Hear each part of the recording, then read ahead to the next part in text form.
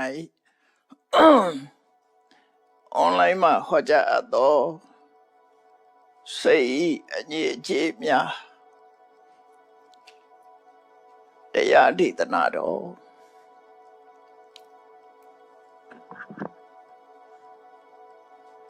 여서비야 호타레 워타 떡소라시 워타소라 아워테 우리 동뷰레 아워테 또뭐 빼오 알아 워타 빨리로 워타로 거래 에리 워타로 거래 아워테고 우바마 베이비로 루리의 세단 신이 돼 호자 소마의 떡담ဖြစ်တယ် လူဘဝနဲ့လည်းဆက်ဆိုင်တယ် ဒါကြောင့်မို့ဒီကနေ့အဲ့ဒီဝဋ္ဌတုတ်သုံးပုံဝဋ္ထုပမတုတ်အဝဋ္ဌနဲ့ဥပမာပေးပြီးတော့စိတ်ရဲ့အညစ်အကြေးတွေကိုဆိုတာတွေကိုသိရှိနားလည်အောင်လို့မြတ်စွာဘုရားဒီတုတ်တံကိုဟောတာဖြစ်တယ် အဲ့တော့လူတိုင်းဟာကိုယ်စိတ်ကိုဆင်ញင်သုံးသပ်ကြအောင်စိတ်တ ानु ပတ္တနာလို့မဟာသရိပ္ပရဏတုတ်မှာဟောတဲ့စိတ်ကိုလေ့လာသုံးသပ်တယ်ဆိုတာလည်းပဲကိုယ်စိတ်ထဲမှာအညစ်အကြေးရှိမရှိအညစ်အကြေးရှိနေညှဉ်းနှွမ်းတဲ့စိတ်အညစ်အကြေးမရှိဘူးဆိုရင်ဖြူစင်တဲ့စိတ်စိတ်စင်ကြယ်မှုမစင်ကြယ်မှုနဲ့ပတ်သက်ပြီးတော့မြတ်စွာဘုရားဟောတာပဲဖြစ်တယ် တနည်းအားဖြင့်ပြောမယ်ဆိုရင်ဒီဝဋ္ဌတုတ်ဟာလည်းပဲစိတ်တ ानु ပတ္တနာနဲ့သက်ဆိုင်တယ်လို့ဒီလိုမှတ်ကိုယ်ဆင်ញင်သုံးသပ်เสียလူတိုင်းမှာ၄မျိုးရှိတယ်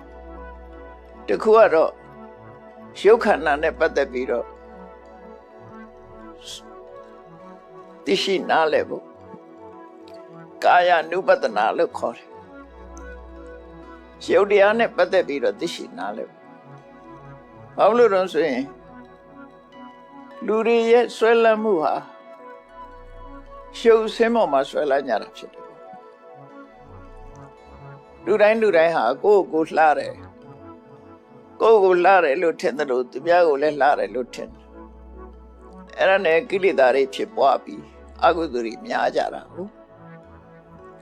အဲ့တော့ကိလေသာတွေဖြစ်ပွားအကုသိုလ်တွေများနေတာတွေနဲ့ပတ်သက်ပြီးတကယ်မတင့်တယ်ပါပဲနဲ့တင့်တယ်တယ်လို့ထင်နေတဲ့အထင်ကြီးပျောက်ဖို့ရအတွက်မြတ်စွာဘုရားကာယ ानु ပတ္တနာကိုဟောတာပဲဆိုလိုတာတော့လူတိုင်းဟာယုတ်ခန္ဓာရှိနေတယ်ယုတ်ခန္ဓာပေါ်မှာလှပတယ်လို့ထင်နေတဲ့အထင်တစ်ခုဟာလူတိုင်းကိုလွှမ်းမိုးထားတာဖြစ်တယ်အဲ့ဒါပြောက်ဖို့ကာယ ानु ပတ္တနာရှိဖို့လိုတယ်ထို့တူပဲလူတွေဟာစိတ်ခံစားချက်ပေါ်မှာအကြောင်းပြုပြီးတော့စိတ်ခံစားချက်ကိုအကြောင်းပြုပြီးတော့လောဘတွေဒေါသတွေဖြစ်ကြတာကိုဆိုပါစို့လူတွေရဲ့စိတ်ခံစားချက်ကအကြမ်းများအပြင်တော့၃မျိုးရှိတာပေါ့ဒီ၃မျိုးထဲမှာခံစားတဲ့အစဉ်ပြေတဲ့ပြောစရာကောင်းတဲ့စိတ်ခံစားမှုပေါ်မှာဆိုရင်လူတွေရဲ့ကျင့်တတ်ကြတယ်ကျင့်တတ်တယ်လို့ဆိုတဲ့သဘောကနှစ်သက်တဲ့မျက်နှိုးတဲ့ဒါမျိုးလိုချင်တယ်ဆိုတဲ့ရာဂဆိုတဲ့ကိလေသာတရားဟာဖြစ်ပေါ်လာတာဖြစ်တယ်အဲ့တော့စိတ်ခံစားမှုကိုအကြောင်းပြုပြီးတော့ရာဂဆိုတဲ့တဏှာဖြစ်နိုင်တယ်နော်ဒါကြောင့်မို့ဒုက္ခယဝေဒနာယရာဂနုတယောနုတေတိတဲ့စိတ်ထဲမှာကောင်းတဲ့ခံစားချက်နဲ့ပတ်သက်လာတဲ့အခါလူတိုင်းဟာကိုချမ်းသာမှုစိတ်ချမ်းသာမှုဆိုတဲ့စိတ်ခံစားမှုပျော်ရွှင်မှုပေါ်မှာရှင်းတတ်တယ် ကျင့်တော့အဲ့ဒါကိုလိုချင်လားအဲ့လိုချင်နေဆိုတဲ့ရာဂဟာလူရဲ့တဏ္ဍမှာကိန်းအောင်လာကြီးထွားလာတယ်ထို့တူပဲဒုက္ခရဲ့ဆန့်ကျင်မဲ့ဒုက္ခတခါတခါအစင်မပြေလို့စိတ်ဆင်းရဲစရာတွေကိုယ်ဆင်းရဲစရာတွေကြုံတာရှိတယ်အဲ့လိုဆင်းရဲဒုက္ခနဲ့ကြုံတဲ့အခါကျတော့လူရဲ့စိတ်ခံစားမှုကဘာဖြစ်တယ်ဒေါသဖြစ်တယ်နော်ကိုယ်ကိုဖြစ်ရမလားတချို့ဆိုခေါင်းကိုက်ရမလားဆိုခေါင်းကိုထုတယ်အဲ့လိုထိအောင်စိတ်ခံစားမှုတွေရှိကြတယ်ပေါ့နော်ဒုက္ခကိုအကြောင်းပြုပြီးစိတ်ခံစားမှုတွေဖြစ်တဲ့အခါမှာဒေါသနောက်ကလိုက်လာအဲ့ဒါကိုဒုက္ခယဝေဒနာယပဋိက္ခနုတေယောနုတေတိပဋိက္ခဆိုတာနဲ့ဒေါသဆိုတာတူတူပဲအဲ့ဒုက္ခဝေဒနာနဲ့ကြုံတိုင်းဟာလူတွေမှာဒေါသဆိုတာဖြစ်သွားတယ်ဒေါသတွေဖြစ်ပွားလာတယ်အဲကြောင့်ဝေဒနာကိုသိချဝေဒနာအနေနဲ့သိဖို့လိုတယ်ပေါ့ငါနဲ့တွဲလိုက်လို့ရှိရင်ငါချမ်းသာတယ်ငါဆင်းရဲတယ်ငါပျော်တယ်ငါစိတ်ညစ်တယ်ဆိုတာနဲ့တွဲလိုက်တဲ့အခါကျတော့ခုနမရှောင်လွဲနိုင်တဲ့လောဘဒေါသဖြစ်ပေါ်လာတယ်တခါတည်းကျတော့မသိတာတဲ့စိတ်ခံစားမှုတွေရှိတယ်မထူးဆန်းတဲ့စိတ်ခံစားမှုလို့ပြောချက်ပြောပေါ့ဆိုပါစို့ဒုက္ခဝေဒနာဆိုတာသိတာတယ်ဒုက္ခဝေဒနာလည်းသိတာတယ်ဒုက္ခလည်းမဟုတ်ဒုက္ခလည်းမဟုတ်ဆိုတဲ့စိတ်ခံစားချက်မျိုးကြတော့မသိတာဗျမသိတာတဲ့အခါမှာစိတ်ခံစားမှုဖြစ်တယ်ဆိုတာကိုမသိလိုက်တာအဲ့ဒီမသိလိုက်ဘူးဆိုတာဟာတကယ်ဖြစ်ခဲ့တဲ့နဲ့မသိဘူးဆိုရင်အဝိဇ္ဇာလို့ခေါ်တယ်မောဟနော်အဝိဇ္ဇာလို့ခေါ်တယ်ဒါကြောင့်အဒုက္ခယ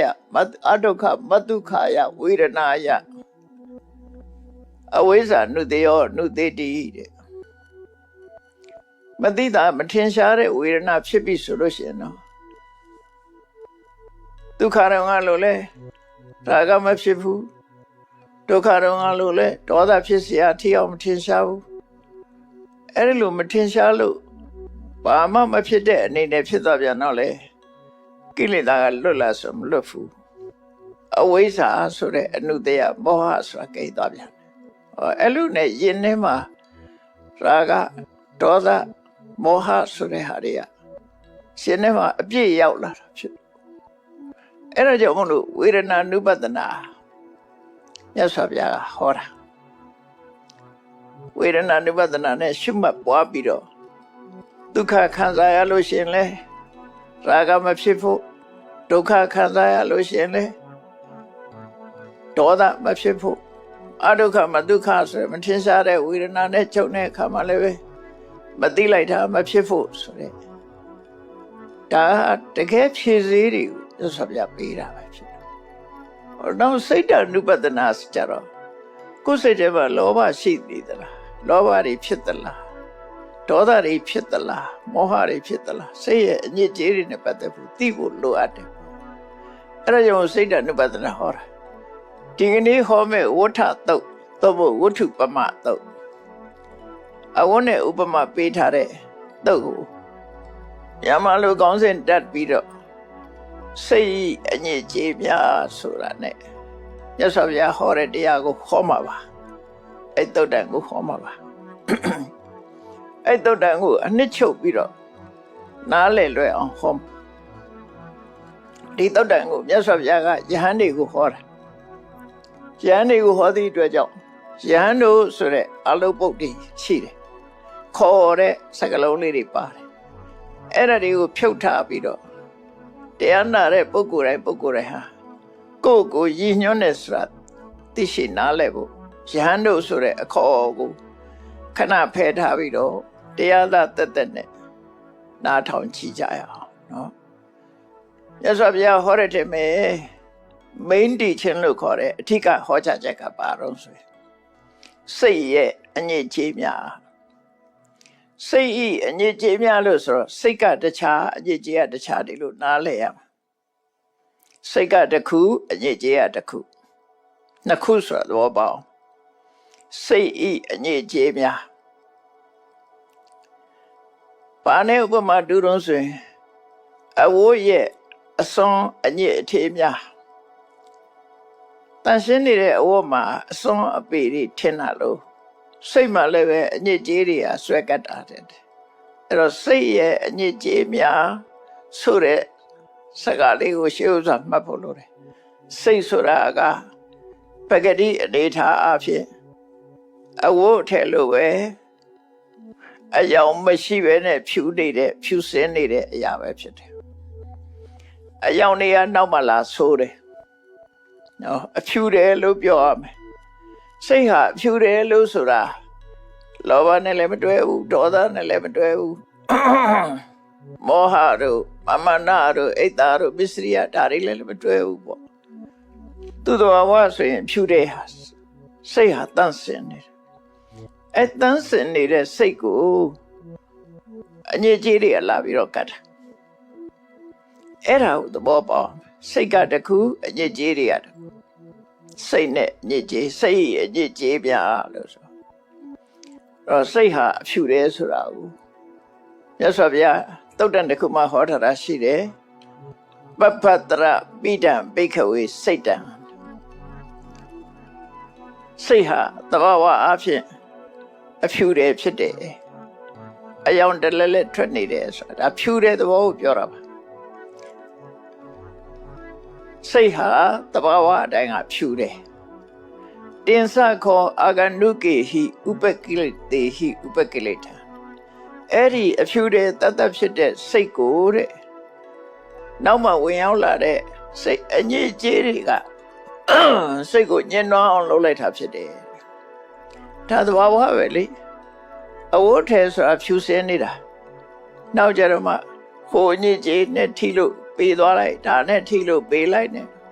နော်အစွန်းထင်းနေဖြစ်လာတာအစွန်းထင်းကတခြားအဝတ်ထဲကတခြားအဝတ်ထဲမှာပေးနေတဲ့အစွန်းထင်းနေအဲ့ဒါလိုပဲစိတ်မှာပေးနေတဲ့အညစ်အကြေးတွေဒါကိုဒီသုတ္တမှာမြတ်စွာဘုရားကစပြီးတော့အဝတ်ဥပမာနဲ့စပြီးတော့ဟောတာအဲ့ထက်မဲ့မြတ်စွာဘုရားဟောလို့ရင်main teaching လို့ခေါ်တယ်အဓိကဟောကြားချက်ကဘာလို့ဆိုစိတ်တေတန်ကိလေထေဒုက္ခတိပါတိကင်္ခာဒါလူတိုင်းမှတ်တာဘူးစိတ်ညစ်ပေနေလို့ရှိရင်မကောင်းတာပဲဖြစ်မယ်ကိုယ်စိတ်ဖြစ်ဖြစ်သူစိတ်ဖြစ်ဖြစ်အခုစိတ်ရဲ့အညစ်အကြေးတွေတစ်ခုညစ်ပေနေမဲ့ဆိုရင်ဒါမကောင်းတာပဲဖြစ်မယ်မကောင်းတာဖြစ်တယ်ဆိုရင်သူတွေးတာလည်းမကောင်းတာပဲတွေးမယ်ပြောရင်လည်းမကောင်းတာပဲပြောမယ်လုပ်ရင်လည်းမကောင်းတာတွေပဲလုပ်မယ်သိရင်လည်းမကောင်းတဲ့ဘဝပဲရောက်မယ်ဒီလိုဆိုလို့တယ်နော်စိတ်ဟာညစ်ပေနေတယ်ဆိုရင်မကောင်းတာပဲဖြစ်မယ်မြတ်စွာဘုရားဟောတဲ့စကားလုံးကစိတ်တေတန်ကိလေထေဒုက္ခတိပါတိကင်္ခာစိတ်တေစိတ်သည်တန်ကိလေထေ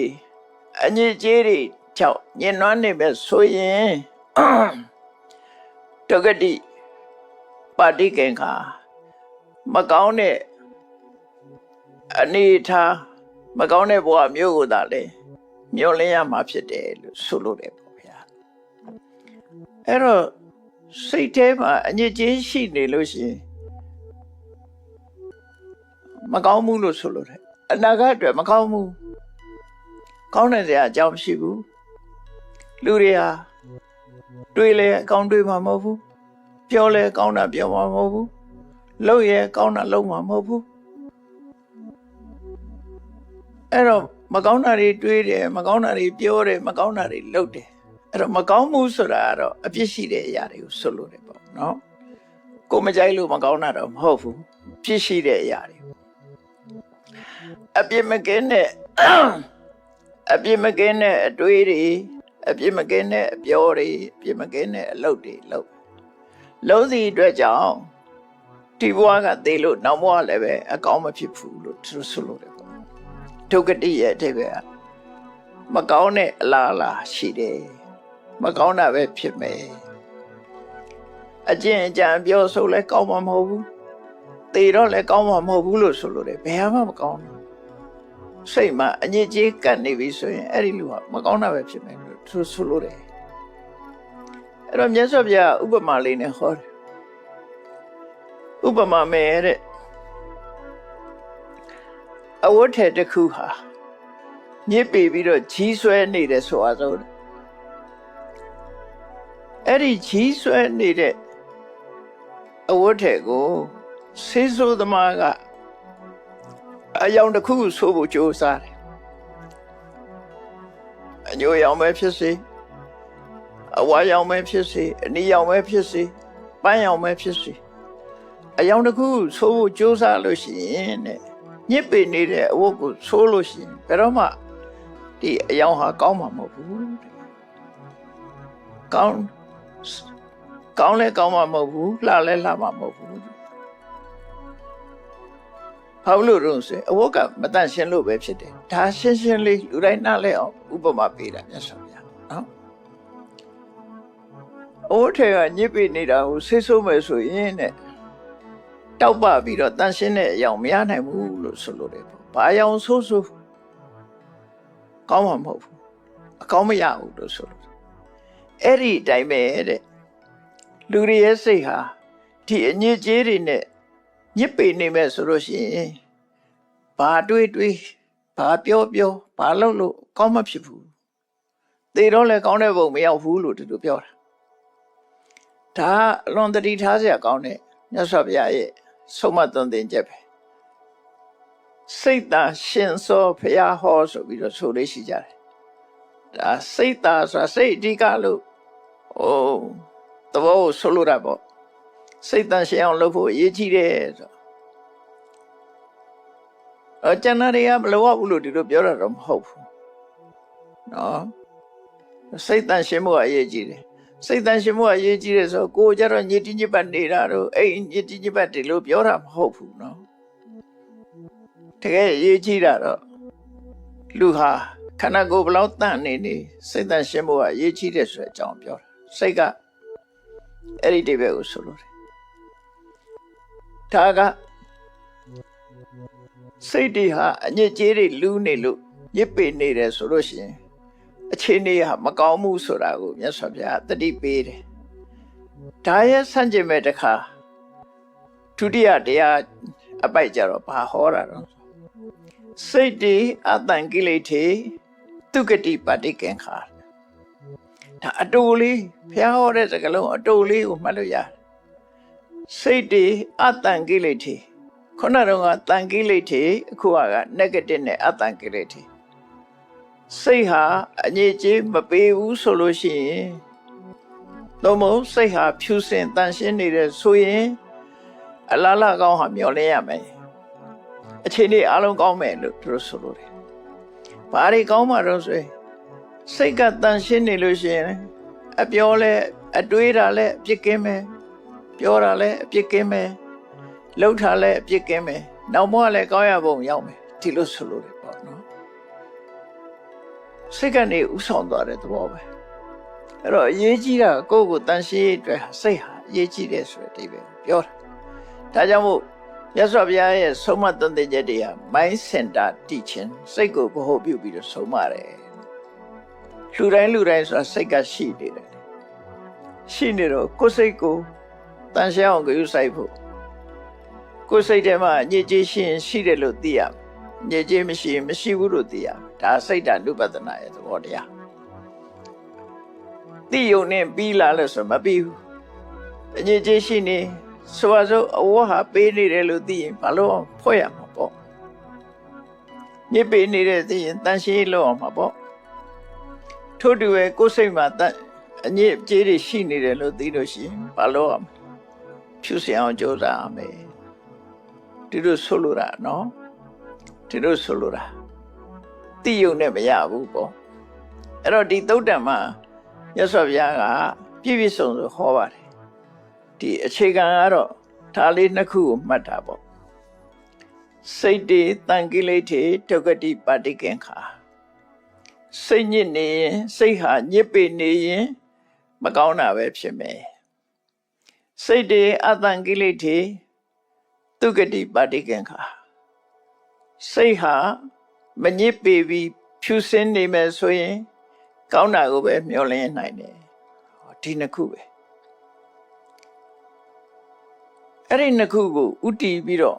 ဒီဝဋ္ဌတုတ်ကိုဟောတာပဲဖေ။အဲ့တော့ဥပမာအနေနဲ့ပြောတဲ့အခါကျတော့ဥပမာမဲ့တဲ့အဝတ်ကဖြူစင်းနေတဲ့တန်ရှင်းနေတဲ့ဆိုရင်တဲ့စေသောသမားကဘယ်အောင်မဲ့ဆိုးသူဆိုးလိုက်တဲ့အယောင်ဟာကောင်းတဲ့အယောင်ပဲထွက်လာ။ဘာဖြစ်လို့တော့အဝတ်ကဖြူစင်းနေလို့ပဲဒီတိုင်းပါပဲတဲ့စိတ်ဖြူစင်းနေလို့ရှင်အလားလားတွေကအကုန်ကောင်းမဲ့လို့ဆိုလို့နော်ဒီဘဝမှာလည်းကောင်းတဲ့အကျင့်တွေကျင့်မယ်နောက်ဘဝမှာလည်းကောင်းမယ်သူဆိုလို့ရပေါ့အဲ့တော့ဒုက္ခတိဆိုတဲ့နေရာမှာအထက်ကထာကဖြည့်ဆွက်ပြီးရှင်းထားတာလေးလည်းမှတ်စရာကောင်းတယ်ဒုက္ခတိဆိုတဲ့အဓိပ္ပာယ်ဒုမကောင်းတဲ့ခတိအလားအလားမကောင်းတဲ့အလားအလားမိုးလေဝသမမှန်လို့ရှိရင်စိုက်ပျိုးရေးအတွက်အလားအလာမကောင်းဘူးလို့ပြောကြတယ်ပေါ့ condition မကောင်းဘူးလို့ဆိုလို့နော်ရာသီဥတုမကောင်းရင်စိုက်ပျိုးရေးမကောင်းဘူးစီးပွားရေးအခြေအနေတွေမကောင်းရင်ရောင်းဝယ်မကောင်းဘူးဒီလိုပြောကြသလိုပဲစိတ်ဟာညှဉ်းနှွမ်းနေတယ်ဆိုရင်အလားအလာမကောင်းဘူးအဲ့ဒီဒုက္ခတိမကောင်းသောအလားအလာဆိုတာဘာပြောတာလဲထက်ကရာဖြည့်ဆွက်ပြီးရှင်းထားတာလေးကိုကြည့်ဒုက္ခတိကိုနှမျိုးမှတ်ပါတဲ့ပฏิပတ္တိဒုက္ခတိနဲ့ဂတိဒုက္ခတိလို့နှစ်ခုမှတ်ပါပฏิပတ္တိဆိုတာသူ့ရဲ့ပြုကျင့်နေထိုင်မှုသူ့ရဲ့အပြုအမူရဲ့အလားအလာမကောင်းခြင်းဂတိဒုက္ခတိဆိုတာသိတဲ့နောက်ရှောက်ရမယ့်ဘဝအလားအလာမကောင်းခြင်းနော်ပฏิပတ္တိဒုက္ခတိဂတိဒုက္ခတိအလားအလာနှစ်ခုမကောင်းဘူးထို့တူပဲသူဂတိကြတော့လေပฏิပတ္တိသူဂတိဂတိသူဂတိအကျဉ်းချနေထိုင်အတွက်လည်းကောင်းတယ်ဘဝဂတိအနေနဲ့လည်းပဲအလားအလာကောင်းတယ်စိတ်ရဲ့အညစ်အကြေးရှိခြင်းမရှိခြင်းနဲ့ပတ်သက်ပြီးခြုံငုံပြီးတော့မြတ်စွာဘုရားဟောလိုက်တာ။နောင်ဘဝအတွက်တည်းမဟုတ်ဘူးဒီဘဝအတွက်ပါဟောတာ။အဲဒီမှာပฏิပတ္တိဒုက္ခတိဆိုတာသူ့ရဲ့ကျင့်ကြံနေထိုင်မှုရဲ့အလားအလာမကောင်းမှုဆိုတာပါလေ။ဆိုတော့သူ့ရဲ့စိတ်ထဲမှာနောက်ကြတော့စိတ်ရဲ့အညစ်အကြေးတွေကိုပြလိုက်မယ်။လူရဲ့စိတ်ထဲမှာလောဘဆိုတဲ့အညစ်အကြေးကပ်နေပြီဒေါသဆိုတဲ့အညစ်အကြေးကပ်နေပြီမာနတို့အိတ်သားစားတဲ့အညစ်အကြေးတွေကပ်နေပြီဆိုပါစို့အဲ့ဒီလူဟာသူ့ရဲ့အကျင့်အကြံအပြောဆိုနေထိုင်နေရဘာဖြစ်လဲတွေးရင်အပြစ်မကင်းတာတွေတွေးမယ်လုပ်ရင်လည်းပြောရင်လည်းအပြစ်မကင်းတာတွေပြောလိမ့်မယ်လုပ်ရင်လည်းအပြစ်မကင်းတာတွေလုပ်လိမ့်မယ်ဆိုလိုတာကတွေးရင်ဆိုတာဘာလို့လောဘရှိနေတဲ့ပုဂ္ဂိုလ်ဒေါသရှိနေတဲ့ပုဂ္ဂိုလ်ဟာသူတွေးလိုက်တာနဲ့ဘာတွေးတုံဆိုအဖိစ္ဆာသူများပစ္စည်းကိုရချင်တဲ့အတွေ့တွေးပြပါဒသူတော်ကိုသေစေလိုတဲ့စေရနာစိုးနဲ့တွေ့တယ်ဒုက္ခရောက်စေခြင်းနဲ့အတွေ့တွေတွေ့တယ်မိစ္ဆာဒိဋ္ဌိမမှန်မကန်မှားယွင်းတဲ့အတွေ့တွေကိုလက်ခံပြီးတော့တွေ့တယ်ဟောအတွေ့တွေကလွဲကုန်အဲ့ဒါကိုပฏิပတ္တိဒုက္ခတိလို့ခေါ်တယ်နောက်အပြောဆိုလဲကြည့်လိုက်အောင်သူဟာလိမ်ပြောရမှလည်းဝန်မလေးဘူးတုံးနဲ့တူမတဲအောင်ဂုံးတိုက်ဖို့လည်းဝန်မလေးဘူးဆဲဖို့လည်းဝန်မလေးဘူးမဟုတ်တန်တရားတွေရှောက်ပြောဖို့လည်းမလုံးလည်းဝန်မလေးဘူးအဲ့တော့ပြောမယ်ဆိုရင်သူကဘုဒ္ဓဝါဒတွေရောပိတုနာဝါစာဖရုဒဝါစာတမ္ဖပလပါဆိုတဲ့အ အပြစ်မကင်းတဲ့အပြောတွေသူပြောမှာအဲ့ဒါပฏิပတ်တိဒုက္ခတိလို့ခေါ်တယ်စိတ်ထဲမှာအညစ်အကြေးရှိမှအဲ့ဒါတွေလောက်တာလောဘဖြစ်ဖြစ်ဒေါသဖြစ်ဖြစ်မောဟဖြစ်ဖြစ်အညစ်အကြေးတစ်ခုရှိပြီဆိုရင်အဲ့ဒီလိုပဲကိုရောက်သွားမယ်နောက်ကာယကံအနေနဲ့ပြောမယ်ဆိုလို့ရှိရင်လေအပြစ်မကင်းတဲ့လုပ်တွေလုပ်တဲ့စာသူများအသက်သတ်ဖို့ကြိုးစားမယ်သူတို့ဟာဥစ္စာရယူဖို့ကြိုးစားလာမယ်သူတို့ဟာတာမယာပြစ်မှားဖို့ကာမကိစ္စတွေမှာမောမောမမလုပ်ဖို့ဒါတွေကြိုးစားလာအဲ့တော့သူလှုပ်သမျှဟာသူတွေးသမျှသူပြောသမျှလှုပ်သမျှတွေဟာအပြစ်မကင်းတာတွေကြီးဖြစ်လာလို့ပฏิပတ်တိဒုက္ခတိလို့ခေါ်တယ်အလားလားမကောင်းဘူးစိတ်ထဲမှာညစ်ကြေးရှိပြီဆိုရင်ဒီဟာတွေတခုသူလုပ်တော့အဲ့တော့ဒုစရိုက်တမဘဝရောက်တဲ့စာဒီအညစ်ကြေးတွေကြောင့်ပဲအဲ့ဒီတိုင်းမှာပဲပฏิပတ်တိဒုက္ခတိဆိုတာစိတ်ကောင်းနှလုံးကောင်းရှိလာပြီစိတ်ဟာအညစ်ကြေးတွေကင်းသွားပြီဆိုရင်ဥပမာမဲ့လောဘမရှိဘူးအလောဘဆိုရင်သူကတွေးတာလဲဌာနကောင်းမှုလုပ်ဖို့တွေးမယ်သီလဆောက်တည်ဖို့တွေးမယ်ဥပုသ်ဆောင်ဖို့တွေးမယ်ကောင်းတာပဲတွေးတော့တာအဲ့ကြတော့နော်ကောင်းတဲ့ဘက်ကိုတွေးလာတာခုနလိမ်မပြောဘူးမှန်တာပဲပြောမယ်သူများဥစ္စာမတရားမယူဒါတွေကောင်းတဲ့ဘက်ကတွေးလာအဲ့ဒါပฏิပတ်တိဒုက္ခတိလို့ခေါ်တယ်ဒါကြောင့်မို့လို့သူဟာနောက်ဘဝကြတော့လေဒီပฏิပတ်တိဒုက္ခတိအကြောင်းပြုပြီးတော့ဂတိဒုက္ခတိကလည်းကောင်းရပုံရောက်သွားတာခုနမကောင်းတာတွေးမကောင်းတာပြောမကောင်းတာလုပ်တဲ့ပုဂ္ဂိုလ်ကြတော့အဲ့ဒီအကုသိုလ်ကြောင့်သေတော့လေပဲငရဲပဲလေးပုံမှာကြာတယ်အဲ့လိုဆိုလို့တယ်ဒါမြတ်စွာဘုရားဒေသနာတော့လူတိုင်းနားလဲအောင်ရှင်းရှင်းလေးဟောတာနော်ရှင်းရှင်းလေးဟောတာမြတ်စွာဘုရားဟောတဲ့ပါဠိတွေကရှင်းရှင်းလေးပဲဟောတာအဲ့ဒီလိုစိတ်ဟာညစ်ကြေးနေလို့ရှင်ဘယ်လိုအခြေအနေဖြစ်တယ်စိတ်ဖြူစင်တန်ရှင်းနေလို့ရှင်ဘယ်လိုအခြေအနေဆိုတာကိုရှေးဥစွာမြတ်စွာဘုရားဒီသုတ္တမှာရှင်းနေဟောကြားလိုက်တယ်အဲ့တော့စိတ်ရဲ့အညစ်အကြေးများဆိုတာကြတော့ဒီသုတ္တမှာဘယ်ဟာတွေဟာစိတ်ရဲ့အညစ်အကြေးလဲအဲ့ဒါသိဖို့လိုလာတယ်စိတ်ဟာဘယ်ဟာတွေကြောင့်စိတ်ဟာညစ်ကြေးဖြစ်နေတယ်ဆိုတာစိတ်ရဲ့အညစ်အကြေးကိုမြတ်စွာဘုရား16မျိုးထုတ်ပြတာအတွဲလိုက်8တွဲထုတ်ထားတော့16မျိုးရှိတယ်အဲ့ဒါတွေကိုသိထားဖို့လိုတယ်ကိုယ်စိတ်ထဲမှာအဲ့ဒီ16မျိုးတွေကတစ်ခုခုဖြစ်ပြီဆိုရင်ဒါစိတ်ရဲ့အညစ်အကြေးတွေကိုမှရှိနေပြီဆိုတာသိရအဲ့ဒါသိဖို့ဟောတာများဆိုဗျာစိတ်ဟာညစ်ပေတယ်ဆိုတာဘာတွေနဲ့ညစ်ပေတာလဲလူတွေရဲ့အဝတ်ကြတော့ရှွန့်နဲ့ပေးနိုင်တယ်မှင်နဲ့ပေးနိုင်တယ်တခြားတွေညစ်ကြေးတွေမျိုးစုံပေးနိုင်တယ်စိတ်ကြတော့ရှွန့်ညွန့်တွေကပေးတာမဟုတ်ဘူးမှင်တို့စွန်းတာမဟုတ်ဘူးတခြားညစ်ကြေးတွေမပေးဘူးစိတ်ကိုညစ်နွမ်းစေတတ်တဲ့အရာတွေကဒီ16မျိုးရှိတယ်အဲ့ဒီ16မျိုးကိုမှတ်ကြည့်လိုက်နော်မြတ်စွာဘုရားတစ်ခုချင်းဟောတော်မြတ်စွာဘုရားစဘယ်လိုဟောတော့ဆိုစိတ်ရဲ့အညစ်အကြေးကိုဥပ္ပကိလေသာလို့ခေါ်တယ်ကိလေသာဆိုတဲ့စကားကိုတော့လူတိုင်းသိနေကြတယ်နော်ဒီမှာဥပဆိုတာလေးထည့်ထားပြီးဥပ္ပကိလေသာပါနောက်ကကာကြီးကိုနှလုံးဆင်းနေပြီးဥပ္ပကိလေသာဥပကိလေသာလို့မသုံးမနဲ့ဥပ္ပကိလေသာဒါကတော့စကားလုံးရဲ့အနေထားတစ်ခုပြောတယ်ရိုးကိလေသာလို့မသုံးမနဲ့စိတ်ရဲ့အညစ်အကြေးတွေကိုဥပ္ပကိလေသာလို့ခေါ်တယ်မြတ်စွာဘုရားနော်စိတ်ဟာစိတ်ပဲစိတ်မှာကပ်နေတဲ့အညစ်အကြေးတွေက16မျိုးရှိတယ်ဒါတိသုတ္တမှာဟောတဲ့16မျိုးနော်16မျိုးရှိတယ်အဘိဓမ္မာအရာပြောမယ်ဆိုရင်စိတ်ရဲ့အညစ်အကြေးတွေဟာအကုသိုလ်စေတသိက်14မျိုးဟာစိတ်ရဲ့အညစ်အကြေးပဲလေ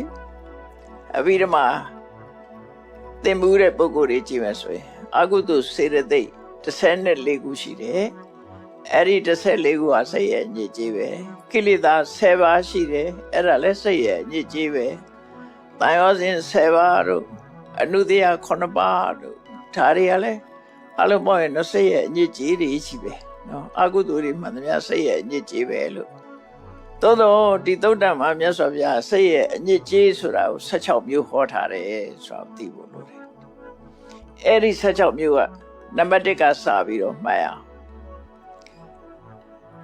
အဘိဓါဝိသမလောဘောစိတ်တတဥပကိလေသောတဲ့မြတ်စွာဘုရားသုံးတဲ့စကားလုံးကရှင်းရှင်းလေးအဘိဓါနဲ့ဝိသမလောဘသည်စိတ်ရဲ့အညစ်အကြေးဖြစ်သည်ဟာပဲအဘိဓါဝိသမလောဘသည်စိတ်ရဲ့အညစ်အကြေးဖြစ်သည်ဖြာပါဒသည်စိတ်ရဲ့အညစ်အကြေးဖြစ်သည်ဒါနံပါတ်1တစ်စုံအဘိဓါဝိသမလောဘနဲ့ဖြာပါဒနိဝရဏကြတော့ဘယ်လိုဟောတော့ဆိုကာမိသန္တာလို့ဟောတယ်ကာမိသန္တာပြီးတော့ဖြာပါဒဆိုလိုတာကအဘိဓါဝိသမလောဘဆိုတာလောဘရာဂတဏှာတူပဲဖြာပါဒဆိုတာဒေါသဆိုလိုတာကလောဘနဲ့ဒေါသသည်စိတ်အညစ်အကြေးဖြစ်သည်လို့ဟောတာနော်သို့တော်ဒီသုတ္တံမှာမြတ်စွာဘုရားအဘိဓါဖြာပါဒအဘိဓါလို့သုံးလိုက်တာမနောကံ၃မျိုးထဲမှာအလုံးသိနေကြတယ်အဘိဓါဆိုတာကြားဖို့နေကြတယ်အဘိဆိုတာရှေးရှုစာဆိုတာတွေးတာသူများပစ္စည်းကိုလိုချင်တဲ့စိတ်နဲ့တွေးတာသူများဟာကိုရချင်တဲ့အဘိဓါသို့တော့ဆိုလိုတာအဘိဓါဆိုတာသူများပစ္စည်းကိုလိုချင်တာမှအဘိဓါခေါ်တာမဟုတ်ဘူးနော်လောဘမှန်သမျှကိုလည်းအဘိဓါလို့ခေါ်ပါတယ်မဟာသရိဝရဏသုံးမှာကြည့်လေကာယေကာယ ानु ပတိဝေရတိအာတပိသမ္ပဇာနောတတိမဝိနေယလောကေအဘိဓါတော်မနတံအဲ့မှလည်းအဘိဓါလို့သုံးလိုက်တယ်ဗျာဆိုဗျာအဲ့တော့အဘိဓါဆိုတာလောဘပဲလောဘဆိုတာလူချင်းစရာအာယုံပေါ်မှာကြံတွေးတ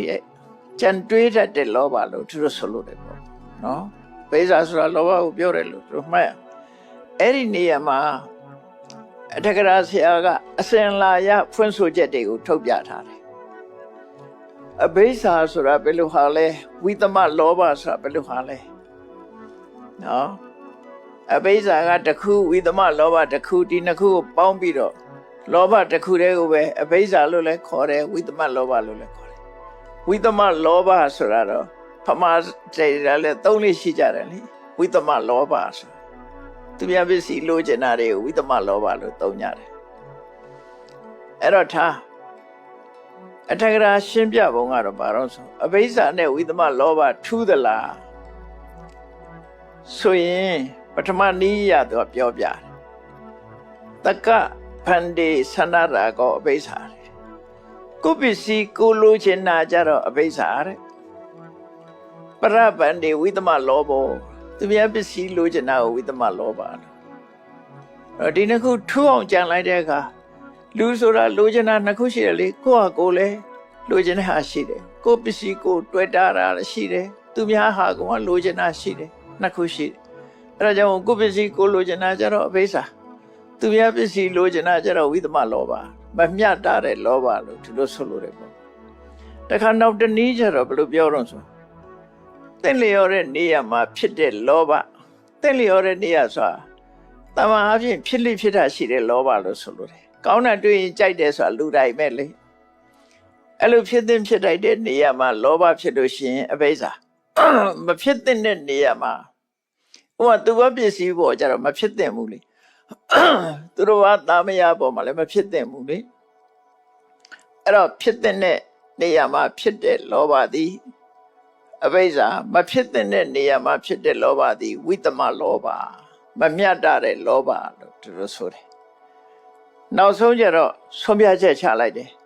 အေးလောဘဆိုတာပဲလောဘမှမကောင်းဘူးနှစ်ခုစလုံးဟာအဘိဓါလည်းလောဘပဲဝိသမလောဘလည်းလောဘပဲအဲ့တော့အဲ့လိုခွဲမနေနဲ့တော့တဲ့နော်လောဘကိုပင်လိုချင်စိတ်နဲ့ကြံတွေးတတ်သောကြောင့်အဘိဓါမြတ်တမှုကင်းသောကြောင့်ဝိသမ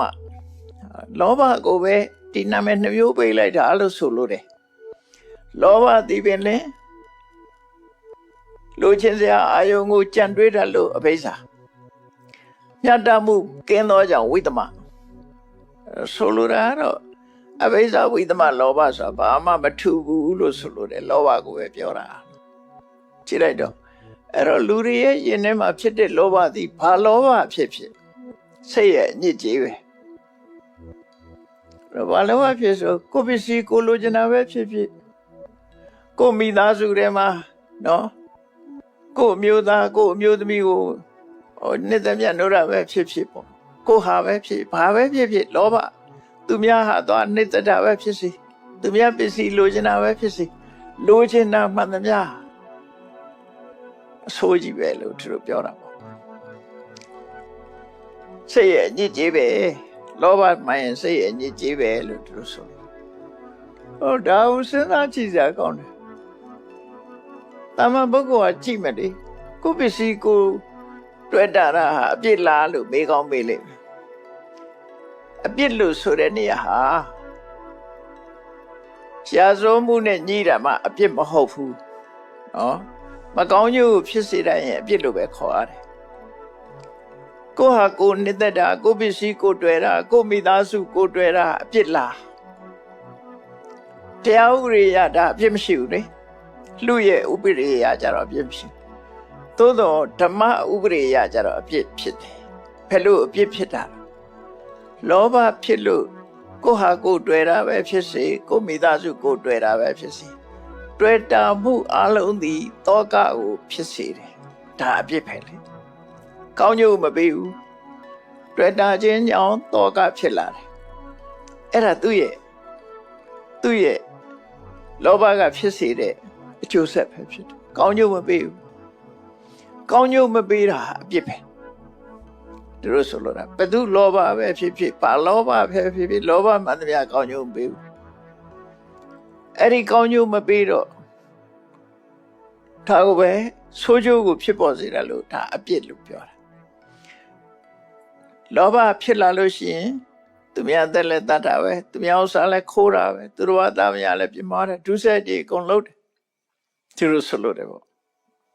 အကောင်းမဲ့ကိုမသွားဘူးလို့ဆိုလို့တယ်တခုခုတော့လုပ်တာအဲ့ဒါအပြစ်ပဲလို့သူတို့ဆိုလို့တယ်ပေါ့နော်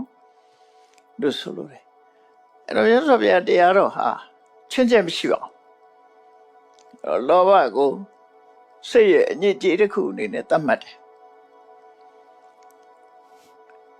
ဒါပထမကိုယ်စိတ်ထဲမှာဒီညစ်ကြေးရှိသလားမရှိဘူးလားပထမသိရငါစိတ်မှာရှိတယ်ရှိရင်ဘယ်တိုင်းတာထိရှိသလဲငါရဲ့လောဘသည်သူများပစ္စည်းကိုလိုချင်တဲ့အတိုင်းတာထိရောက်သွားသလားသို့မဟုတ်လွန်ကဲတဲ့လောဘလားသူအတိုင်းအတာအရာဒုက္ခပေးမှာကြီးပဲကောင်းတော့တိုင်းတာရတော့လောဘရှိနေဒုက္ခပေးမှာပဲလေဘယ်လောဘပဲဖြစ်ကောင်းကျိုးပေးမှာတော့မဟုတ်ဘူးဒုက္ခပေးသို့တော့လောဘရဲ့အတိုင်းအတာအရာဒုက္ခပေးမှုအတိုင်းအတာရှိမယ်အဲ့ဒါတော့ကွာနိုင်တယ်လေအဲ့ဒါတော့ကွဲပြားတယ်သူ့ရဲ့ပေါ့ထီဂရီပေါ့လောဘကပြင်းထန်သလားသို့မဟုတ်မပြင်းထန်ဘူးလားဒီအတိုင်းအတာတွေပေါ်မှာကြည့်ပြီးတော့သူ့ရဲ့အနေများဒီအရှိန်ကောင်းမှုမကောင်းမှုတွေပေါ်ကြည့်ပြီးတော့အကျိုးသက်ရောက်မှုတွေကတော့ကွဲပြားခြားနားမှုရှိတယ်သို့တော့ဘယ်လောဘဖြစ်ဖြစ်အကောင်းမရှိဘူးလို့သူတို့ဆိုလို့တယ်ပေါ့နော်ဆိုးကျိုးပေးမှာပဲတခုပေးမှာပဲနောက်ဆုံးအပြစ်ဆိုတာဘာတော့ဆိုတန်တရားတွေကမထွက်နိုင်တာအပြစ်ပဲလေလောဘကြောင့်ဒီဒါနကောင်းမှုမလုံးနိုင်ဘူးသီလမဆောက်တည်နိုင်ဘူးဆိုဒါလည်းအပြစ်ပဲသူတို့ဆိုလို့တယ်ပေါ့အပြစ်ဆိုတာအကြီးကနေစပြီးတော့သိသွားတာအသေးလေးတွေထီအောင်ကြည့်ရမယ်အားလုံးဟာအပြစ်ပဲတန်တရားထဲမှာလက်ပတ်နေစေတာဒီပဲလဲဒါသူ့ရဲ့အပြစ်လို့ပြောအောင်သူကဘယ်လိုဒုက္ခပေးတော့ဆိုတန်တရားထဲမှာလက်ပတ်နေစေတယ်ဆိုတာဆိုတန်တရားထဲလက်ပတ်နေတဲ့ပုဂ္ဂိုလ်ဟာသူ့မှာဘာဒုက္ခတွေကြုံလာတော့ဆိုစာတိဒုက္ခကြုံမယ်ပြီးရင်မွေးလာလို့အိုးမယ်အိုးရင်သေးမယ်ဒီဒုက္ခတွေကသူကမလွတ်နိုင်တော့ဘူးလေအဲ့ဒီဒုက္ခတန်တရားတွေကရုပ်မထွက်နိုင်တာဒါသူ့ချောင်ပဲလို့ဆိုအဲ့ဒီထီအောင်စဉ်းစားရမယ်ပေါ့နော်အဲ့ဒီထီအောင်စဉ်းစားအလုံးဟာဒီတရားတွေဟာလူကိုဒုက္ခဆက်ပြီးတော့ပေးနိုင်တယ်လို့သူတို့ဆိုလို့တယ်ပေါ့နောက်တစ်ခုကတော့ဘာလို့ဆိုလို့ရှိရင်အပိစ္ဆာဝိသမလောဘပြီးတော့သူနဲ့တွဲလာတာကြတော့ဘာတော့ဖြာပါတော့ ပြာပါတော့စိတ်တတဥပကိလေသောပြာပါရဆိုတာဘာကိုခေါ်တာတော့ဆိုရင်အကြမ်းမြင်အဖြစ်ဒေါသကိုခေါ်တာဒေါသကိုဘာဖြစ်လို့ပြာပါရလို့ခေါ်ရတယ်လဲဆိုလို့ရှိရင်ပြာပါရဆိုတဲ့စကားလုံးကဝိအပါဒဝိဆိုတာစိတ်ရဲ့အခြေအနေတစ်ခုရုပ်ပြက်ဆင်းပြက်ဖြစ်စေတယ်ဥပမာဒေါသထွက်လိုက်လို့ရှိရင်စိတ်အခြေအနေကပျက်စီးသွားတယ်စိတ်ပျက်စီးလို့ရုပ်လည်းပျက်စီးတယ်လေစိတ်ဆိုးနေတဲ့လူရဲ့မျက်နှာကြည့်ပေါ့နော်စိတ်ဆိုးနေပြီဆိုရင်လှတဲ့လူကလည်းမလှဖြစ်သွားတယ်စိတ်ဆိုးလာတဲ့ပုဂ္ဂိုလ်တယောက်ရဲ့ရုပ်ဟာပျက်စီးသွားတာပဲအဲ့တော့စိတ်ကိုလည်းပျက်စီးစေတယ်ရုပ်ကိုလည်းပျက်စီးစေတယ်ဒေါသဆိုတာအဲ့တော့ဒါရင်လားဆိုပဲဟုတ်တယ်စိတ်ရုပ်ပျက်စီးတယ်ဆိုရင်အပြောဆိုတာလည်းပျက်စီးသွားတယ်ချိုးချိုးသားသားပြောရမှ तू မပြောတော့ဘူးရှင်ကျေးတဲ့စကားလုံးနဲ့မပြောဘူးရိုင်းဆိုင်သွားတယ်အမူအရာလည်းရိုင်းဆိုင်သွားတယ်ပြောဆိုလည်းရိုင်းဆိုင်သွားတယ်ဒါပျက်စီးမှုပဲလေစိတ်ကောင်းနှလုံးကောင်းဒေါသမဖြစ်ခင်အခြေအနေတုန်းကယဉ်ကျေးတယ်လေအဲ့ဒီယဉ်ကျေးမှုတွေပြတ်သွားတာဒါပြာပါဒလို့ခေါ်တယ်ပြာပါဒရုပ်ပြက်ဆင်းပြက်မှုကိုဖြစ်စေတယ်စိတ်ရဲ့ရုပ်ပြက်ဆင်းပြက်မှုကိုဖြစ်စေတယ်သို့မဟုတ်ရုပ်ရဲ့ရုပ်ပြက်ဆင်းပြက်မှုကိုဖြစ်စေတယ်စိတ်ကလည်းပဲအချီတန်သွားတယ်ရုပ်ကလည်းအချီတန်သွားတယ်ဘယ်သူကြောင့်ပြာပါဒဒေါသကြောင့်ပဲဖြစ်တယ်ပေါ့ဒါဆိုလို့တာနော်အဲ့တော့ပြာပါဒဆိုတဲ့စကားလုံးလေးကိုပြာပါရနဲ့တော့꿰ပါစေနော်ကြောင်းကြပြာပါရဆိုတာရှိသေးတယ်ရခောက်နဲ့နောက်ကပြာပါရအဲ့ဒါကြောင်းကြပြာပါရများတယ်ဆိုတာတစ်ခုဒါကဓာတွေနဲ့ပြာပါဒပြာပါဒဆိုဝိအပါဒဒီစကားလုံးကစိတ်နဲ့ရုပ်ကိုပုံပြက်ပန်းပြက်ဖြစ်စေတတ်တဲ့တရားကိုကောက်တဲ့ကဒေါသပါဒေါသဟာစိတ်နဲ့ရုပ်ပုံပြက်ပန်းပြက်ဖြစ်စေတယ်လို့ဆိုအဲ့တော့လောဘရဲ့ဒေါသရဲ့အဲ့တော့ဒီဒေါသကသူဖြစ်နေလားဆိုမဟုတ်သူကအကြောင်းရှိတယ်ဘာကြောင့်ဖြစ်တော့ဒေါသဖြစ်ခြင်းအကြောင်းက9မျိုးရှိတယ်အဓိကတော့အနိဋ္ဌာယုံပေါ့ကိုမကြိုက်တဲ့ဟာတစ်ခုနဲ့တွေ့ရင်ဒေါသဖြစ်တယ်အနိဋ္ဌာယုံဆိုကိုမလိုချင်တဲ့အာယုံတစ်ခုကိုယ်စိတ်နဲ့ဆုံသွားလို့ရှိရင်လူဟာစိတ်ထဲမှာစိတ်တင်းသွားတယ်ပေါ့ဒေါသဖြစ်လာတယ်နောက်ဒေါသဖြစ်ခြင်းရဲ့အကြောင်းကိုနဝဝိဒအာဂတဝတ္ထုဆိုပြီးတော့ပြာပါဒဖြစ်ဖို့ရအတွက်အကြောင်း9မျိုးရှိတယ်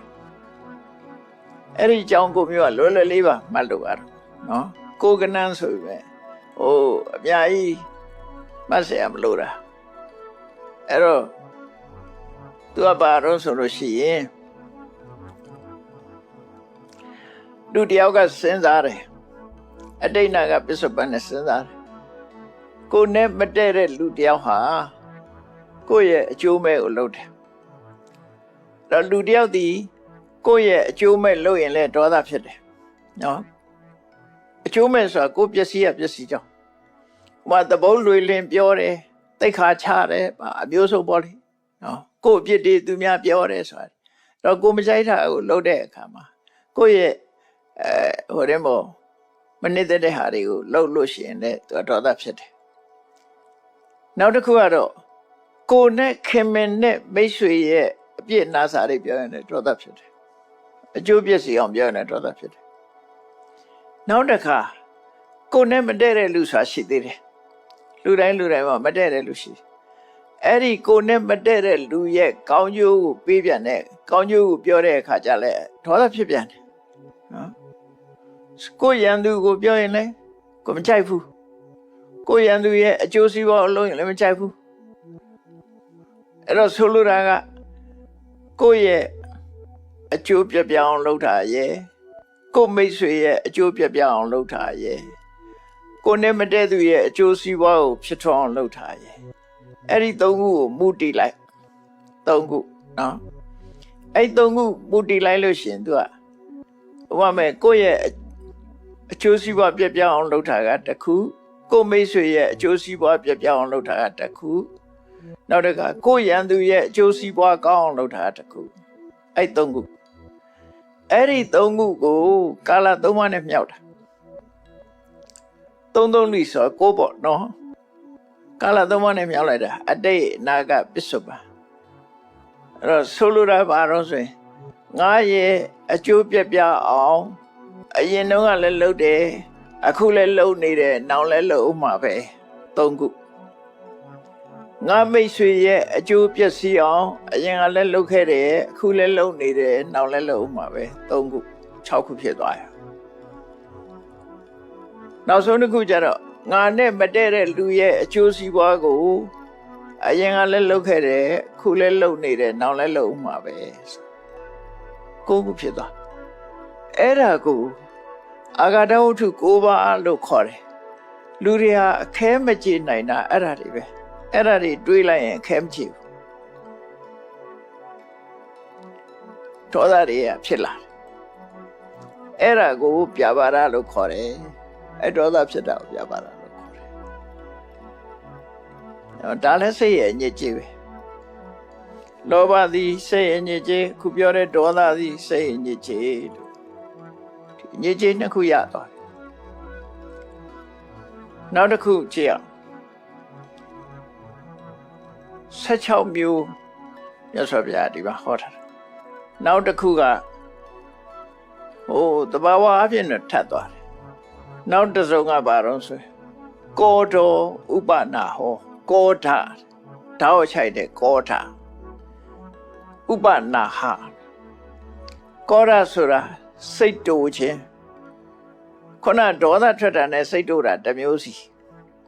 နော်ပြပါရဒေါသခြင်းကတော့တူတူပဲကောဓာဆိုတာထိခနဲ့ရှိအမျက်ထွက်တယ်ထိခနဲ့ဆိုအမျက်ထွက်တယ်လူဟာနေရာတကာမှာစိတ်ဆိုးတတ်တယ်ကောဓာဥပနာဟဆိုတာရင်ထဲမှာတေးမှတ်ပြီးတော့ဆွဲထားတတ်တယ်ခလဲစားချေရင်နဲ့ရင်ထဲမှာဆွဲနေအောင်မှတ်ထားတယ်တေးတယ်မှတ်တယ်ဆိုအဲ့တော့ကောဓာဥပနာဟဒါတစုံနော်အမျက်ထွက်ခြင်းရညှိုးဖွဲ့ခြင်းဥပနာဟဆိုရညှိုးဖွဲ့ခြင်းညှိုးထားတဲ့ပေါ့တကွေးကြတော့တွေးမယ်ဆိုတဲ့လူတွေပေါ့မင်းလုံးနေအောင်တကွေးကြတော့တွေးမယ်ပြောကြတယ်လေလူတွေစိန်ခေါ်ရင်တိမ်မောထိလိုက်မယ်ဆိုတာတော့ပြောသေးတယောက်အဲ့ဒါအညှိုးတေးတွေထားတာပေါ့ကောဓာဥပနာဟဒီနှစ်ခုနော်ဒါတစုံအဲ့တော့ကောဓာဆိုတာဘာကိုခေါ်ရတော့ဆိုကောဓာကအာဂတဝတ္ထု10မျိုးတဲ့ခုနက9မျိုးအခုကတစ်ခုထပ်ဖြည့်ထားတာအဲ့ဒီတစ်ခုထပ်ဖြည့်ထားတာဘာလို့ဆိုလို့ရှိရင်သက်မဲ့အရာတွေပေါ်မှာဒေါသထွက်တာအခုလိုနေရာတည်ကြီးမှာပူတယ်ဆိုရင်နေရာပူလိုက်တာအဲ့ဒီနေရာလဲပူလိုက်တာဆိုပြီးတော့နေကိုဒေါသထွက်တယ်လေတိုက်လို့ကိုယ်အဝတ်တွေလွင့်သွားလို့ရှိရင်လေကိုစိတ်ဆိုးတယ်အဲ့ဒါကိုအဋ္ဌနကောပလို့ခေါ်တယ်အရာမဟုတ်တဲ့စီမှာဒေါသထွက်တယ်နော်ခလုတ်တိုက်ရင်ခလုတ်ကိုဆဲတယ်လုပ်တယ်လေလူတွေတချို့ခလုတ်တိုက်ရမလားဆိုဒီခလုတ်ကိုဆဲတယ်ပကံကြကွဲရင်ကွဲဥဟာဆိုထက်ခွဲလိုက်တယ်ဒေါသဖြစ်တာတွေကိုပြောပြတာအမျိုးစုံပဲထမင်းချက်ရင်လည်းပဲဒေါသဖြစ်တာပဲဒေါသတွေကအများကြီးအဲ့ဒါကိုအဋ္ဌနကောပလို့ခေါ်တယ်အရာမဟုတ်တဲ့နေရာမှာဒေါသထွက်တာသက်မဲ့တွေပေါ်မှာဒေါသထွက်တာခုနက9မျိုးနဲ့ဒါနဲ့ပေါင်းရင်10ခုဖြစ်သွားတယ်ဒါကောဓာဆိုတာဖြစ်ပေါ်လာခြင်းဟာအကြောင်းမဲ့တော့မဟုတ်ဘူးအဲ့ဒါတွေပေါ်မှာတစ်ခုစဉ်းစားရင်ဖြစ်တယ်လို့ဒီလိုမှတ်ရဥပနာဟဆိုတာတော့စိတ်ထဲမှာတွေးခဏစိတ်တိုးပါများရင်သူကစိတ်ထဲမှာစွဲနေ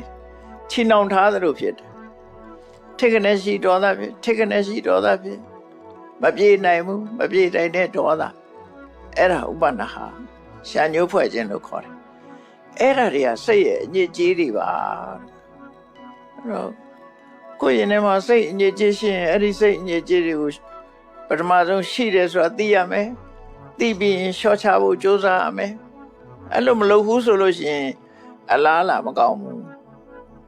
အခြေအနေမကောင်းဘူးလို့သာပြောလိုက်ကိုယ့်ကိုလူတွေကကိုယ့်ကိုအခြေအနေကောင်းတယ်မကောင်းဘူးကကိုယ့်ကိုတော်ရမှာ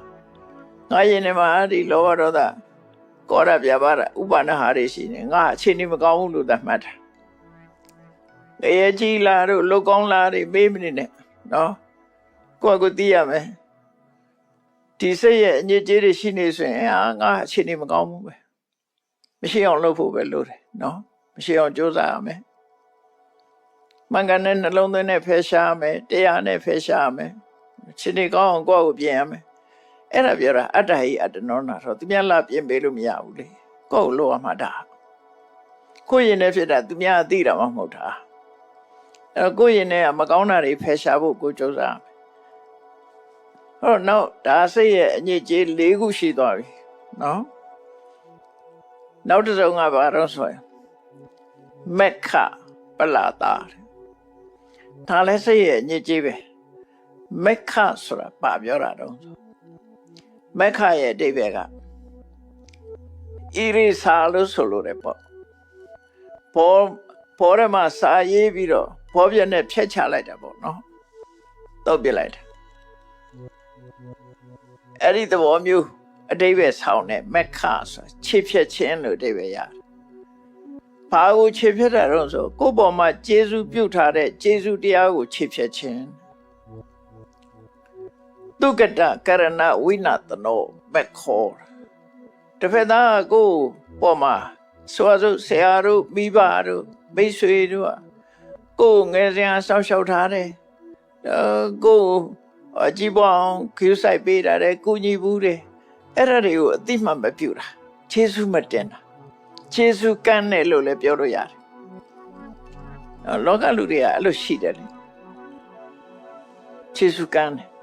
အမေဖေပေါ်မှာခြေဆုကမ်းတယ်မိတ်ဆွေတွေပေါ်မှာခြေဆုကမ်းတယ်ကိုယ့်ပေါ်မှာခြေဆုရှိတာကိုခြေဆုမပြုတ်တတ်ဘူးလို့တို့ဆိုလို့တယ်ခြေဆုမတင်တတ်တဲ့ပုဂ္ဂိုလ်တွေအဲ့ဒါမက္ခအဲ့ဒီခြေဆုမတင်မဲနဲ့သူများလုပ်ခဲ့တဲ့ခြေဆုကိုအတိမမပြုတ်ခြင်းဟာလည်းပဲစိတ်ရဲ့အညစ်အကြေးတစ်ခုပဲဒါလည်းတတိထားဖို့လိုတယ်နော်ကိုလူတော်လူကောင်းကြီးလို့မထင်လေနဲ့အောင်ခြေဆုတင်တတ်ဖို့လိုတယ်ဒါကြောင့်ကတိညုကတဝေရီကိုသူတော်ကောင်းတွေရဲ့ယတ္တိယာလို့မြတ်စွာဘုရားဟောတာခြေဆုတင်တတ်မှာဘင်္ဂလာထဲမှာလည်းပါတယ်မို့လားကတိညုတာစာဆိုဟင်မင်္ဂလာရှိတယ်ခြေဆုတင်တတ်မှာမင်္ဂလာရှိတယ်ခြေဆုမကမ်းရဘူးတလုတ်ပေးဘူးသူခြေဆုတဆုပ်ပေးဘူးသူခြေဆုဆိုတာခြေဆုနောက်ဆုံးမှဘလောက်ထိအောင်ခြေဆုတင်ရတော့ဆိုတစ်ပင်တစ်ပင်အရေးခိုဘူးရင်တော့အဲ့ဒီတစ်ပင်ခြေဆုတင်ရမယ်လို့ဆိုတာခြေဆုမကမ်းရဘူးခေမွန်ကြီးဆယ်ပါးလို့အတိများနေတဲ့တိမိယဇမလာတဲ့တသမိတ်တပူစာတဲ့မှာ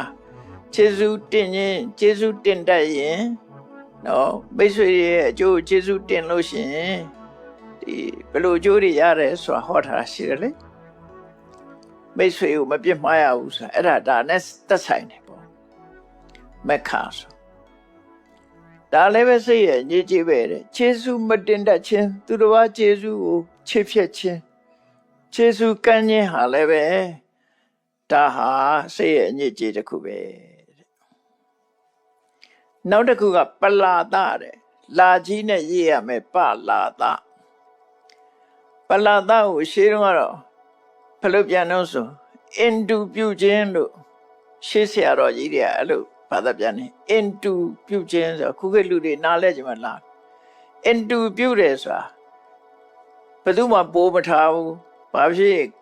အားလိုပဲဆိုပြီးတော့နေတဲ့လူတော်ရင်တော်တယ်လို့အတိမတ်မပြုတာဆိုလို့တယ်ပေါ့နော်အတိမတ်မပြုနိုင်တာအဲ့တော့အတိမတ်မပြုခြင်းဟာလည်းစိတ်ရဲ့အညစ်အကြေးတစ်ခုပဲလူဆိုတာအတိမတ်ပြုတတ်ရမယ်ခုနကကျေးဇူးတရားကိုအတိမတ်ပြုတယ်ဒါကအရေးချင်းကိုအတိမတ်ပြုတာခုနကကိုယ်ပေါ်လုပ်ခဲ့တဲ့ကျေးဇူးကို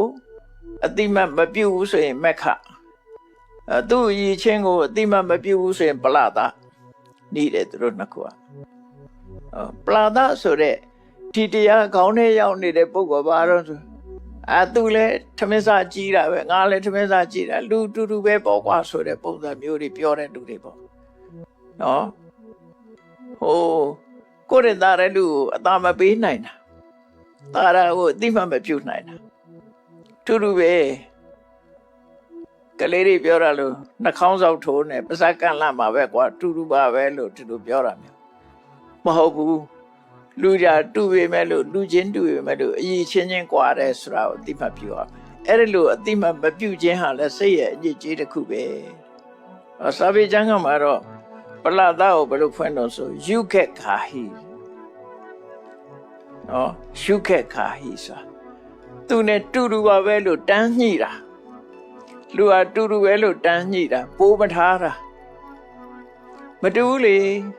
လူဆိုတာတူတာမှမဟုတ်တာတော့အဲ့ဒါလို့မလုပ်ရဘူးတဲ့သူကတော်ရင်တော်တယ်ဆိုတာအတိမပြုတ်ရမယ်ကိုရင်သားတယ်လို့အတိမပြုတ်ရမယ်သွားပြီးတော့လူတိုင်းဟာတူတူပဲလို့မလုပ်ရဘူးအဲ့ဒါပလာသားလို့ခေါ်တယ်အဲ့ဒီလိုတူတူပါပဲလို့ထင်တဲ့လူကကိုယ်ရတော်တဲ့လူတတ်တဲ့လူသိတဲ့လူတွေကိုလည်းသူကအလေးမထားတတ်အလေးမထားအဲ့လိုတွေဖြစ်တတ်တယ်ဒါကြောင့်မို့လို့သူကစိတ်ရဲ့အညစ်အကြေးတစ်ခုပဲလို့ဒီလိုမှတ်သားရမယ်နော်စိတ်ရဲ့အညစ်အကြေးတစ်ခုအဲ့တော့မက္ခရဲ့ပလာတာရဲ့လို့သူတို့နှစ်ခုရှိတယ်အဲ့ဒီနှစ်ခုဟာလည်းပဲစိတ်ရဲ့အညစ်အကြေးဆိုအလုံးပေါင်းလိုက်တဲ့အခါကျတော့အဘိဇာဝိသမလောဘရဲ့ဖြာပါရရဲ့ဒါကတစ်စုံကောဒနဲ့ဥပနာဟာကတစ်စုံမက္ခနဲ့ပလာတာတစ်စုံဆိုဒါစိတ်ရဲ့အညစ်အကြေး16မျိုးတည်းကနေပြီးတော့အခု6မျိုးပြီးသွားပြီနော်မြတ်စွာဘုရားအဲ့ဒါတစ်ခုစီဟောတာကိုပို့ပြီးတော့သဘောပေါက်အောင်လို့ရှင်းလင်းချက်ပြီးတော့ဟောတာအတိပ္ပယ်တွေတစ်ခုချင်းနားလည်အောင်လို့အဲ့တော့ကိုယ့်ရင်ထဲမှာဓာရီရှိသလားကိုယ်စိတ်ထဲမှာဓာရီဆွဲနေသလားဓာရီဆွဲရင်ငါစိတ်ဟာအညစ်အကြေးရှိတယ်လို့မှတ်တာအညစ်အကြေးရှိနေရင်အဲ့ဒီအညစ်အကြေးကိုဖယ်ရမယ်မဖယ်ဘူးဆိုလို့ရှိရင်စိတ်တွေတန်ကိလေထေဒုက္ခတိပါတိကင်္ခာမကောင်းတဲ့အလားလားဖြစ်လာလိမ့်မယ်နော်ဒါတွေမရှိဘူးဆိုမှစိတ်ဟာစင်ကြယ်တယ်လို့ခေါ်တယ်အဲ့ဒါကိုမှတ်သားနိုင်ကြဖို့အဲ့တော့ဝဋ္ဌသုတ်တံကမြတ်စွာဘုရားဟောတာတူပေမဲ့လို့အဓိပ္ပာယ်သိချာနားလည်အောင်ဟောမယ်ဆိုလို့ရှိရင်တော့နေ့ရက်3ရက်တော့ဟောရမှာဖြစ်လို့ဒီကနေ့တော့အချိန်စီးသွားလို့ဒီလောက်နဲ့ပဲရပ်နာကြနောက်ရက်ကျမှဆက်ပြီးတော့စိတ်ရဲ့အညစ်အကြေး16မျိုးဟောပြီးတော့ဘာတွေနဲ့ဖယ်ရမယ်ဆိုတာတွေလည်းနောက်ရက်ဒီမှာဆက်ပြီးနားထောင်ကြရအောင်တရားချက်ခင်သူတော်စင်ပြိဿပေါင်းတို့မြတ်ဗုဒ္ဓဟောကြားတဲ့ဝဋ္ထုပမသုတ်သို့မဟုတ်ဝဋ္ဌသုတ်ရဲ့ဝဋ္ဌသုတ်မှာလာတဲ့ဆုံးမဩဝါဒတရားတိုင်းစိတ်ရဲ့အညစ်အကြေးများကိုမိမိတို့ကိုယ်တိုင်သိရှိနားလည်ပြီးမိမိတို့တဏ္ဍမှာစိတ်ရဲ့အညစ်အကြေးတွေရှိနေခဲ့တော့ထိုအညစ်အကြေးတွေကိုဖယ်ရှားဖို့တို့တွေကြိုးစားအထောက်အမှာဖြစ်တယ်လို့ကိုယ်စီသတိထားပြီးကြိုးစားအထောက်နိုင်ကြပါစေကုန်သတည်း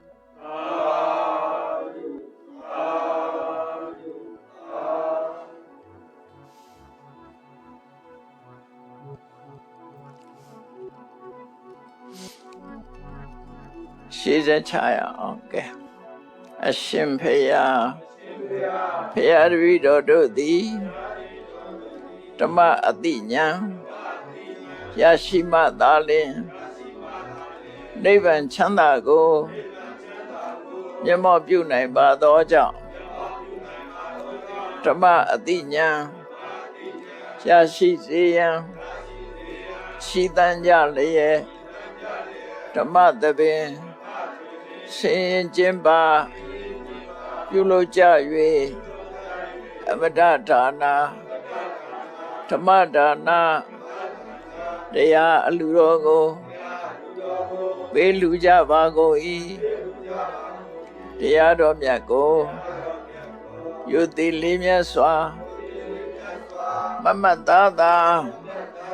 အာယုန်ထားလျက်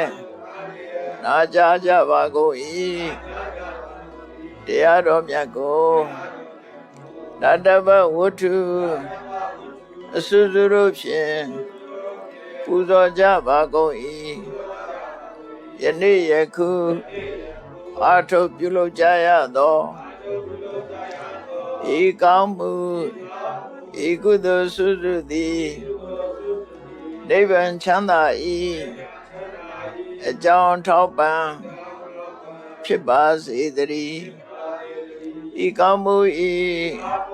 အဖို့ဘာကကိုအမိအဖအဖို့အဖွာဆရာသမားမှစ၍ကဘာသူကဘာသာလူနတ်မြမတတ္တဝအများတို့အားအမြအမြဝေငှပါကုန်၏ကုသိုလ်အမြကိုယ်စီရကြကုန်သည်ဖြစ်၍ကိုယ်စိတ်နှဖျားချမ်းသာကြသည်ဖြစ်ကြပါစေကုန်သတည်း